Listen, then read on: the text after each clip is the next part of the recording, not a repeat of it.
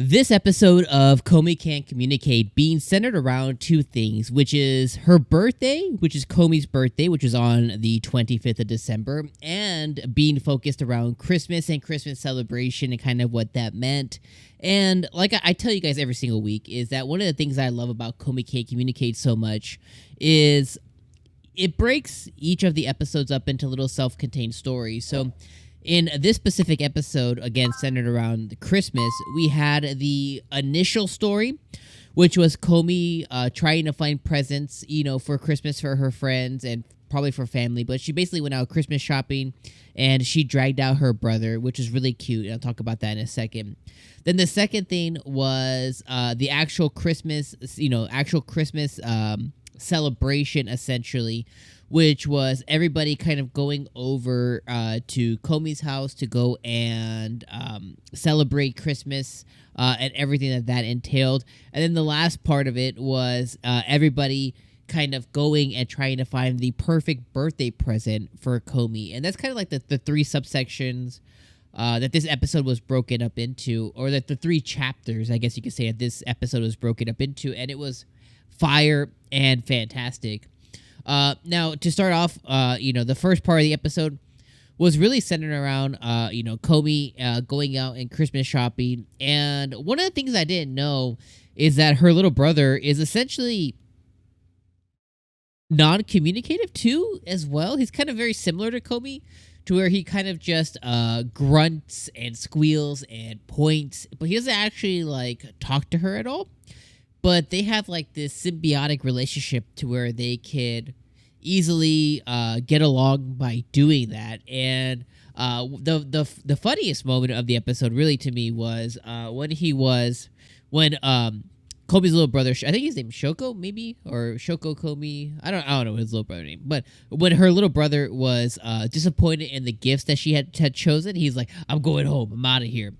And then the second part that was actually really funny as well was when she tried to get him to pay. And I love that moment because it kind of it showed some of her home life, kind of how Komi is with her little brother, her dragging him out. And it showed us, kind of what their familial, I guess you could say, relationship is, kind of their brother and sister relationship, how they get along or don't get along, how they communicate, stuff like that. Because, with her having these communicative problems, she communicates to her dad very similarly as well. The only one who is expressive and loud and talkative is her mom, right? Which, oh my God, I freaking love Komi's mom. Komi's mom is best mom for sure so far this year. But Komi's mom is so dope. But her mom is basically the glue that holds all of the little sum. Is the sum of the parts are all equal up to what Komi's mom is, right?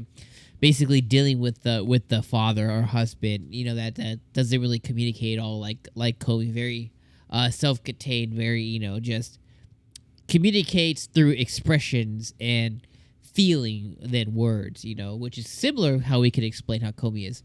So I love seeing that, and I like how she actually ended up on, getting a scarf, and I think that was a really good gift. Then the next part was actually, dealing with Komi's birthday, and specifically the Christmas party or Christmas event.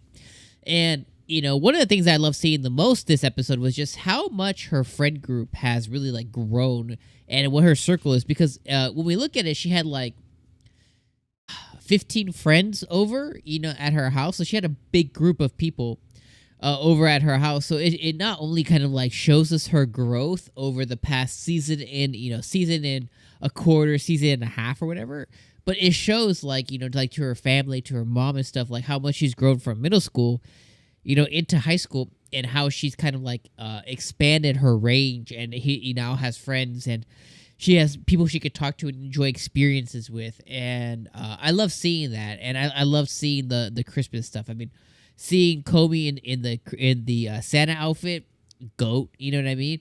And then playing the King's game, which I really like the King's game as well, which is basically the game where you draw sticks or straws or whatever and decide on who's the king, and the king can give commands touch your belly, touch your toe, whatever, weird stuff. And I like how it showed off each of the different people in the group. It showed off Yamai. It showed off Yagano.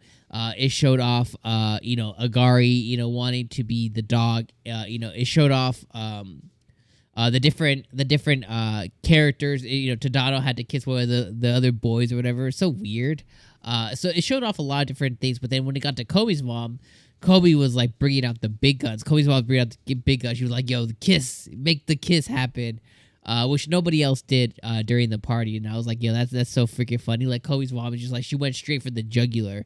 Did it work out? Obviously not, because Tadano had rest his kissy soul. He had to kiss the freaking dude that he blushed. I was like, ugh. So that was all really funny.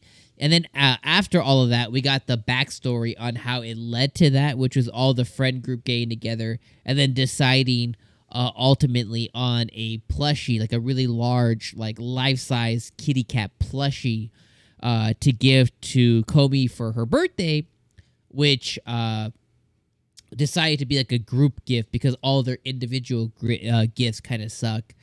And it ended up being like the perfect gift, especially because freaking Komi grabbed the thing, just like she smothered herself in it. I thought that was really, really cute.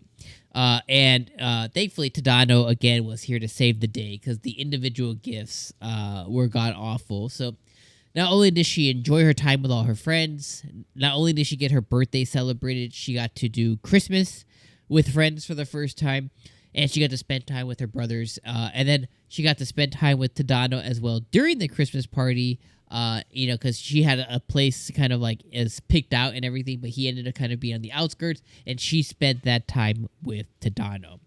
So this showed us, her moving forward from, her relationships for the people around her. This showed her moving forward with being forward with Tadano and choosing to be around him versus others, even when she's in a group setting.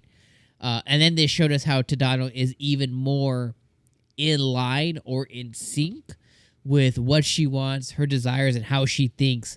Because even during the episode, he responded with, like, what's the perfect response? Don't forget to send a thank you to everybody when we leave. And she did, and that made everybody feel warm and fuzzy, along with, obviously, her king command for everybody to get along. So, again, this just shows out the range.